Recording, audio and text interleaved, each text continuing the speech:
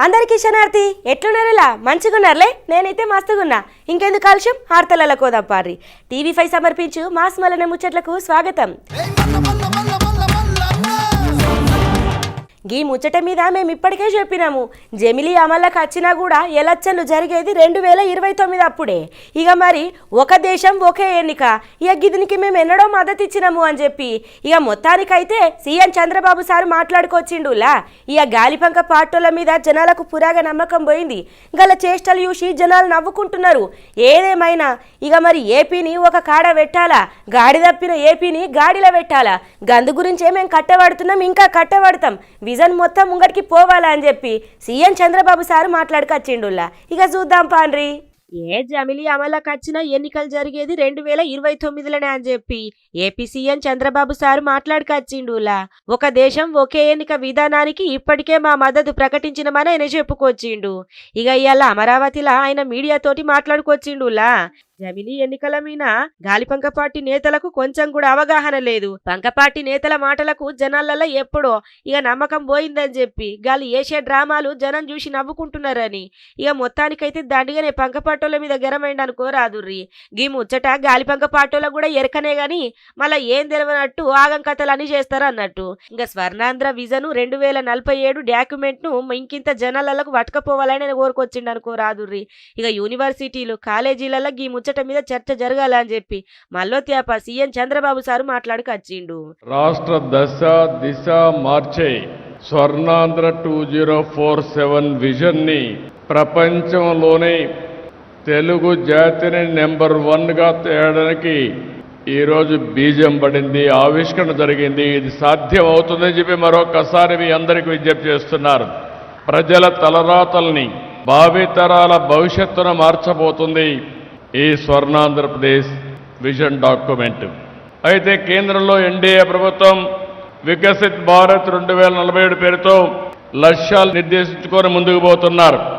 అందులో భాగంగానే మనం ఈరోజు స్వర్ణాంధ్రప్రదేశ్ విజన్ డాక్యుమెంట్ తయారు చేశాం చూసిండ్రు కదా నుల్లా ముందు సూప్ అంటే గిది ముందస్తు అభివృద్ధి అంటే గిది 2047 అభివృద్ధి మీద స్వర్ణాంధ్ర విజన్ మీద ఇక కాలేజీలు యూనివర్సిటీలలో చర్చలు జరగాల అభివృద్ధికి ముందడుగులు పడాలని చెప్పి అభివృద్ధి దిక్కు అడుగులు ఎత్తాండు ఇంకా గీ డాక్యుమెంట్ ఒక రోజు పెట్టి ఇడిసబెట్టే కార్యక్రమం కాదు గీ ప్రయత్నంలో అందరూ భాగస్వామ్యం కావాలా సాగునీటి సంఘాలు సహకార ఎన్నికలతో పాటు ఇక ఇతర స్థానికల ఎన్నికల షెడ్యూల్ పూర్తి చేస్తామని చెప్పి ఈ త్యాప కలెక్టర్ల సమావేశంలో సమీక్షలుండయి ప్రశ్నలు సమాధానాల రూపంలో నిర్వహిస్తామని చెప్పి మాట్లాడుకో వచ్చిండులా ఇక గురుకులాలల్లా మంచి మంచి వసతులు తీసుకొచ్చి పెడుతున్నాము మొత్తం మెనూలు మార్చినాము ఇక మా సర్కారు కాస్మెటిక్ ఛార్జీలను 200% కూడా పెంచింది గింత ఎత్తునా కూడా తల్లిదండ్రులు ఈ మరి సర్కార్ బల నిడిచిపెట్టి ప్రైవేట్ దిక్కు ఎందుకంత మొగ్గు చూపుతున్నారు అంటే అందులో ఉన్న సార్లు అందులో ఉన్న మేడంలు సర్కారు మేడంలు సార్ల కంటే గంత మంచిగా చెప్తారా అని చెప్పి మొత్తానికైతే సీఎం రేవంత్ రెడ్డి సార్ మాట్లాడుకొచ్చిండు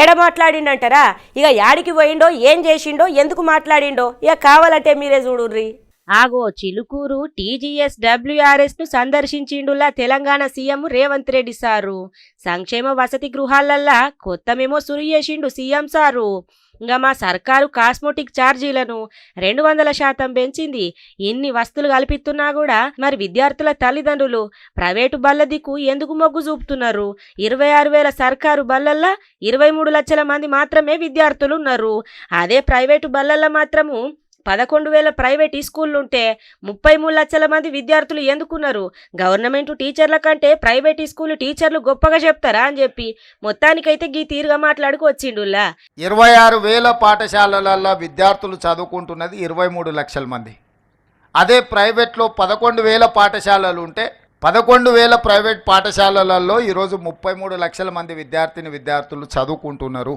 నేను సూటిగా మా ప్రభుత్వ టీచర్లను నేను అడుగుతున్నా ప్రైవేట్ స్కూల్స్లో చదువులు చెప్తున్న వాళ్ళు మీకంటే ఎక్కువ విద్యా ప్రమాణాలు ఉన్నవాళ్ళ మీకంటే వాళ్ళకి ఏమైనా జీతభత్యాలు ఎక్కువ ఉన్నాయా మీ స్కూల్స్లో ఉన్న మౌలిక వసతుల కంటే ప్రైవేట్ స్కూళ్ళలో ఎక్కువ ఏమైనా ఉన్నాయా మరి ఎందుకు 26,000 ప్రభుత్వ పాఠశాలలలో 23 లక్షల మంది విద్యార్థులు చదువుకుంటే 11,000 ప్రైవేట్ పాఠశాలల్లో 33 లక్షల మంది విద్యార్థులు చదువుకుంటున్నారు గ్రామాలలో పేదవాళ్ళు కూలికి పోయి అయినా సరే కూడబెట్టి పిల్లల్ని ప్రైవేట్ పాఠశాలలకు పంపించాలి ఇంగ్లీష్ మీడియంలో చదివించాలని వాళ్ళు నానా తాపత్రయపడుతున్నారు. గవర్నమెంట్ ఈ స్కూళ్ళల్లో ఉండే సదుపాయాలు ప్రైవేట్ స్కూళ్ళల్లో ఉంటాయా?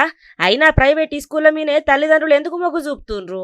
ఇక సర్కారు ఉపాధ్యాయులు ఆత్మ పరిశీలన ఎందుకు చేసుకోవద్దు? ప్రైవేట్ స్కూళ్ళలో చదివితేనే మంచిగా మార్కులు వస్తాయి, పిల్లగాండ్లు మంచిగా చదువుతారని బాగా భ్రమ పట్టుకుంటున్నారు. గురుకులాలల్లో మల్టీ టాలెంటెడ్ విద్యార్థులు ఉన్నారు. సంక్షేమ హాస్టళ్లలో విద్యార్థులకు నమ్మకం కలిగేటట్లు ప్రయత్నిస్తున్నామని చెప్పి పోషకాహారంతో రుచికరమైన బువ్వ అందించడం మా లక్ష్యమని, ఇక డైట్ ఛార్జీలు 40% పెంచినామని చెప్పి గీ తీరుగా మాట్లాడుక ఇక పిల్లగాండ్లతోటి కూర్చొని అన్నం తిని గాళ్ళతోటి జరంత సేపు ముచ్చట కూడా పెట్టిండు. ఇక నిన్న cinema hero Allu Arjun arrest అయిన ముచ్చట ఎరికేనా? పుష్ప సినిమా ముచ్చట్ల. ఇక మరి అక్కడి కాంచెల్లి ఇక్కడి దాకా ఒగల మీద ఒగలు మస్తు మంది మాటలు మాట్లాడిండ్రు. ఎందుకు ఎట్లా అరెస్ట్ చేస్తారని కొంతమంది, ఎందుకు అరెస్ట్ చేయొద్దని ఇంకొంతమంది. ఇక గిదే ముచ్చట మీద తెలంగాణ సీఎం రేవంత్ రెడ్డి సార్ కూడా సినిమా హీరోలేమన్నా యుద్ధ వీరుల చట్టమూల కన్నా చట్టమే, తప్పు చేస్తే అందరికీ ఒకటే అని చెప్పి మాట్లాడుకొచ్చిండు. ఇక గీ ముచ్చటకు ఆగో గట్టెట్లా మాట్లాడతారు, భలే ఉన్నారు పోన్రి అని చెప్పి ఇక ఈ ముచ్చట మీదకి ఇక మొత్తానికైతే కేంద్ర మంత్రి బండి సంజయ్ కౌంటర్ ఇచ్చిండులా. ఇక కావాలంటే చూడుండ్రి. ఇక నిన్న హీరో అల్లు అర్జున్ అరెస్ట్ చేసే కదా, ఇక ముచ్చట మీద రేవంత్ రెడ్డి సారు హీరోలు యుద్ధ వీరులా అని చెప్పి మాట్లాడుకొచ్చిండు. ఇక ఆయన మాట్లాడిన మాటలకు కౌంటర్ ఇచ్చిండు కేంద్ర మంత్రి బండి సంజయ్. ఇక బండి సంజయ్ మాట్లాడితే ఎట్లుంటదో ఎరికనే కదా. ఇక సినిమా అంటేనే ఎప్పుడు భావోద్వేగాల యుద్ధ భూమి, ఇక దేశభక్తి ఐక్యతను ప్రేరేపిస్తాయి సినిమాలు. అల్లు అర్జున్ అసోంటి నటులు లక్షలాది మందిని ప్రేరేపిస్తారు. దేశభక్తి అంటే కేవలం భారత్ పాక్ సరిహద్దు మాత్రమే కాదు, దేశాన్ని ప్రేరేపించు ఉంటది.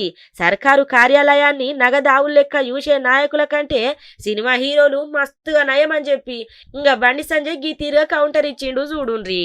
ఇక అరెస్ట్ ముచ్చటకు ఈ టీలకు లింకు పెట్టి ఓ తీరు గార్చుకున్నాడు అనుకోరాదుర్రి. ఇక కౌంటర్ అయితే గీ తీరుగేసిండు. ఇక నాయకుల కంటే సినిమా హీరోలే నయం అని చెప్పి దోపిడి సంచులతోటి దొరికినోళ్ళది అవినీతే లక్ష్యం అని చెప్పి కాంగ్రెస్ దోసుకునుడు మానేసి నేర్చుకునుడు ప్రారంభించాలని చెప్పి సెట్ ఎయిర్లేసిండల్లా. ఏం తిండి పెడుతున్నారు పిల్లగాళ్ళని, ఎట్లా చూస్తున్నారు? అయ్యో అయ్యో మా పాలనుండంగా ఎంత మంచిగా ఉండే, 10 ఏళ్లల్లా ఒక్క రిమార్కు రాలేదు. గురుకులాలంటే గట్లుండే. అయ్యో ఇయ్యాల రోజుకు 3 ముచ్చట్లు వినబడితిమి. పొలగాళ్ళకు చక్కగా బువ్వ లేదు, కంటి నిండా నిద్ర లేదు, కడుపు నిండా తిండి లేదు. గిట్లనే ఉంటుందా? దవాఖాన్లకు పట్టుకపోయేటోళ్ళు కూడా లేకపోతిరి. పట్టుకపోతే గిళ్ళ తప్పుల తడకలు యాడ బయట పడతాయో అని చెప్పి హాస్టల్లకే డాక్టర్లు రప్పించి ఈ అక్కనే ట్రీట్మెంట్ ఇప్పిస్తున్నారు. గిట్లున్నది కాంగ్రెస్ వాళ్ళ పాలన అని చెప్పి హరీష్ రావు మస్తుగా గరమైండులా. ఇక ఎందుకు గరమైండు యాడికోయిండు అంటారా? ఇక కావాలంటే మీరే చూడుండ్రి. ఏమి కాంగ్రెస్ సర్కార్ వచ్చి నుంచి బల్లె పొలగాండ్లు చక్కగా బువ్వ తింటలేరు, గురుకుల హాస్టల్ ఎట్లా పాడైతున్నాయి ఎట్లుంటున్నాయి ఏమన్నా చూస్తున్నారా? గదే మేమున్నప్పుడు 10 ఏళ్ల పాలనల పొలగాండ్లు కడుపు నిండా బువ్వ తిని కంటి నిండా నిద్రపోయినరు. మీ చక్కదనం పాడైపోను, ఏమన్నా అంటే మీ మొత్తం బయటపడుతుందని చెప్పి పిల్లగాండ్ల దవాఖానకు రాకుండా కూడా హాస్టల్ అనే పెట్టి మీరు మందులేపిస్తుర్రా అని చెప్పి ఇక నిమ్స్ లో చికిత్స పొందుతున్న గిరిజన ఆశ్రమ బడి విద్యార్థి లీలావతిని మాజీ మంత్రులు హరీష్ రావు, సబితా ఇంద్రారెడ్డి, సునీత లక్ష్మారెడ్డి పోయి పరామర్శించిండ్రులా. వికారాబాద్ జిల్లా తాండూరు గిరిజన ఆశ్రమ పాఠశాలల ఫుడ్ పాయిజన్ తోటి విద్యార్థులు అస్వస్థకు గురైన ముచ్చట ఇక సర్కారు పట్టించుకోలేదని చెప్పి హరీష్ రావు నిప్పులు జరిగిండనుకోరాదుర్రి. ఇక సర్కారు తప్పులు తడకలు మొత్తం బయటపడతాయన్న భయంతో ఇక పిల్లలను దావకాన్లకు వట్కరాకుండా హాస్టల్లోనే ట్రీట్మెంట్ ఇప్పిస్తున్నారని ఆరోపించిండు చూడుండ్రి. విష ఆహారం తినడం వల్ల 10 మంది పిల్లలు ఆసుపత్రుల పాలైనట్టు మా దృష్టికి వచ్చింది. సబితా ఇంద్రారెడ్డి గారు, గౌరవనీయులు సత్యవతి రాథోడ్ గారు ఇద్దరు కూడా ఆ పిల్లల్ని పరామర్శించుదాము, వాళ్ళ యోగక్షేమాలు తెలుసుకుందామని తాండూరు ఆసుపత్రికి వెళ్లే ప్రయత్నం చేశారు. మరి ఆ రోజు నడి రోడ్డు మీద సబితక్కను సత్యవతి గారిని అరెస్ట్ చేసి కనీసం పిల్లల్ని చూడనీయకుండా చేశారు. నేను అడుగుతా ఉన్న ఈ ప్రభుత్వానికి, అంతా బాగుంటే ఎందుకు అంత ఉలికి పడతా ఉన్నారు? నిజంగా మీరు అంతా బాగా చూసుంటుంటే వీళ్ళు వెళ్లి పరామర్శిస్తే మీకు వచ్చిన ఇబ్బంది ఏంది అని నేను ప్రభుత్వాన్ని అడుగుతా ఉన్నా. అంటే ప్రభుత్వం ఎట్లా కనబడుతుందంటే ఈ పిల్లలు ఆసుపత్రుల్లో ఉంటే ప్రభుత్వ వైఫల్యం బయటకు వస్తుందని, వాళ్ళ చేతగాంతనము వాళ్ళ తప్పిదాలు బయటకు వస్తాయని చెప్పి ఆసుపత్రుల్లో ఉండాల్సిన పిల్లల్ని తీసుకుపోయి హాస్టల్లోనే ట్రీట్మెంట్ ఇచ్చారు. హాస్టల్లో ఆ ఫెసిలిటీస్ ఉంటాయా? అగో ఇన్నారు కదా గదన్నట్టు కథ. ఇక పిల్లగాండ్లకు బువ్వ చక్కగా ఉంటలేదు, అలా పానాలు మంచిగా ఉంటలేవు, గింత జరుగుతున్నా కూడా పట్టించుకుంటలేరు. దవాఖాన్లకు పడకపోతే తిండి మంచిగా పెడతలేరని మీ తప్పులు తడకలు బయట పడతాయని పిల్లగాండ్లని పానం మీదకి వచ్చేదాకా చూస్తున్నారు. పానం మీదకి వచ్చినాక దవాఖాన్లకు పట్టుకత్తే ఏం లాభము? కావాలని చేస్తున్న కథలు కాదగ్గి ఇవన్నీ అని చెప్పి హరీష్ రావు గీ తీరుగా మండిపడ్డాడులా. ఏడేసిన గొంగడి గానే ఉందంటే గిదే కావచ్చు నుల్లా. పేషెంట్లు అత్తున్నారు పోతున్నారు కళ్ళకు మంచిగా అయింది లేదు. ఇక మరి ఏదన్నా డాక్టర్ చూసిన తర్వాత మందులు తింటే మంచిగా అవుతుంది కానీ ఉత్తగుంటే మంచిగా అవుతుందా? మరి మందులు తిందామంటే వాళ్ళు ఇత్తలేరట. ఈఎస్ఐ దవాఖాన్లా ఇక మరి డాక్టర్ల నిర్లక్ష్యం గిట్లున్నదట నుల్లా. సక్కంగా టైంకి వచ్చిన వాళ్ళు లేరట, మందులు చక్కగా ఇచ్చిన వాళ్ళు లేరట. ఒకసారి దవాఖానకు అత్తే ఆ దవాఖానలో డాక్టర్ రాసిన మందులు ఇచ్చేందుకు కూడా నెల రోజులు పడుతున్నదట. గాడెల కూడా తిప్పి ఆఖరికత్తే ఇయ్యకుండానే చేస్తున్నారట. ఇదేందయ్యో గింతాగం ఉంటుందా? ఇంకేం రోజులు ఎన్నేళ్ళైనా గీ తీరు మారతనే లేదని చెప్పి మొత్తానికైతే దవాఖాని కాడికి వచ్చిన పేషెంట్లు గీ తీరుగా ఆందోళనకు దిగిండ్రు. ఇక కావాలంటే మీ కళ్ళతోటి మీరే చూడుండ్రి. ఆ గురిడ కనబడుతున్నది హైదరాబాద్లున్న ఈఎస్ఐ దవాఖానా. ఇక మరి వీళ్ళందరు ఎవరు ఏం చేస్తారు గాడు అని అంటారా? దవాఖాన్లా చూపించుకుందామని వచ్చిన పేషెంట్లట. మరి చూపించుకోక గీడేం చేస్తుండ్రంటే సమయపాలన పాటిత్తలేరట అక్కడున్న సిబ్బంది. అసలు ఒక్కోళ్ళుంటే ఒకళ్ళు ఉంటలేరట. అసలు అచ్చుడు కూడా లేటే వస్తాన్రట.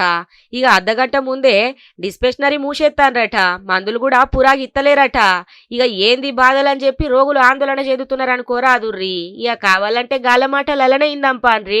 మేడం వెళ్ళిపోతున్నప్పుడు మీరు ఓపీ ఇచ్చిర్రు అనుకోండి, మేము అక్కడికి వెళ్ళేసరికి వాళ్ళు మమ్మల్ని కుక్కల్ని గసిరినట్టు గసిరేస్తున్నారు.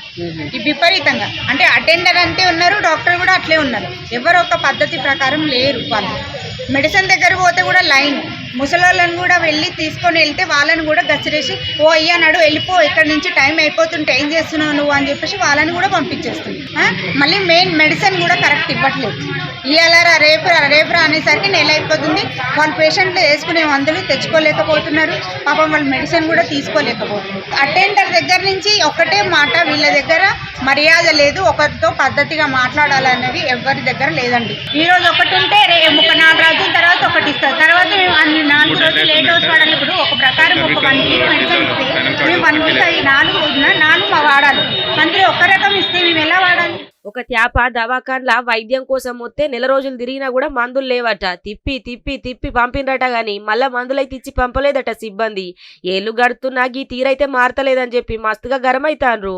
ఇక సమయానికి విధులకు హాజరైతలేరట డాక్టర్లు. ఇక ఈఎస్ఐ దవాఖాన్లా కార్మికులకు కూడా సకాలంలో అందుతలేవట వైద్య సేవలు. ఇదేం కథ, ఇదేం నిర్లక్ష్యం అని మస్తుగా మండిపడతాన్రు అంతటా. ఇయాల రేపట్ల జనాలు ఎట్లా తయారైతున్నారు?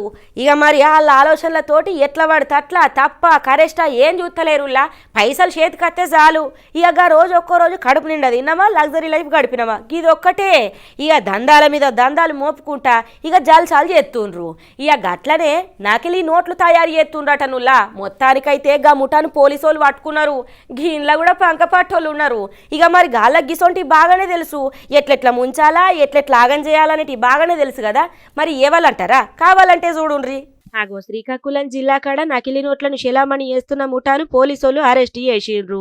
జిల్లాలున్న మెలియాపుట్టి మండలము సంతలక్ష్మి ఊరికి చెందిన తమ్మిరెడ్డి రవి కాడ నకిలీ నోట్లను స్వాధీనం చేసుకున్నట్లు టెక్కలి పోలీసులు చెప్పుకొచ్చిర్రులా. పలాస, మెలియాపుట్టి, వజ్రపు కొత్తూరు మండలాలకు చెందిన వ్యక్తులు నకిలీ నోట్లను శిలామణి చేస్తున్నారట. ఇగిళ్ళల్లా గాలిపంక పార్టీ నాయకుడు కరజాడ ఎంపీటీసీ సభ్యుడు దాసర్ రవికుమార్ కూడా ఉన్నారట. చూడుండ్రి.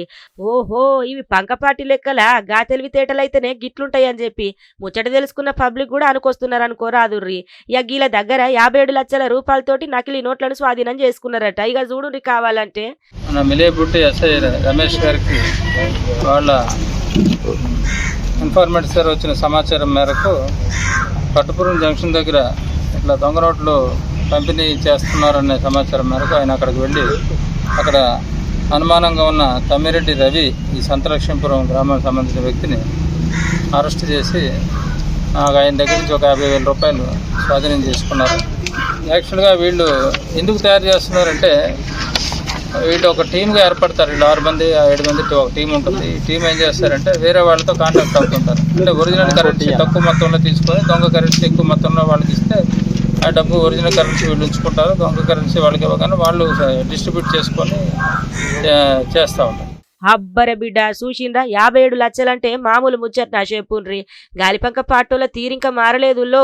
ఇక గీలు గతంలో పురాతన నాణాలు ఇక బ్లాక్ కరెన్సీలతోటి విజయనగరము రాజమహేంద్రవరం ప్రాంతాలలో నేరాలకు పాల్పడినట్లు మొత్తానికైతే ఆ డిఎస్పీ చెప్పుకొచ్చిండు. ఇక యూట్యూబ్ వీడియోలతోటి నకిలీ నోట్ల తయారీని ఇక తెలుసుకున్నట్లు ముచ్చట చెప్పుకొచ్చిండ్రు అనుకోరాదుర్రి. ఇక గివన్నట్టులా ఇయాల్టి టీవీ5 సమర్పించు మాస్ మలన ముచ్చట్లు చూస్తూనే ఉండుర్రి. మళ్ళీ రేపు ఇయాల్టి దాకా ఈ గుంట ఇంకిన్ని మంచి మంచి ఆర్తలతోటి మళ్ళీ రేపు కలుద్దాం.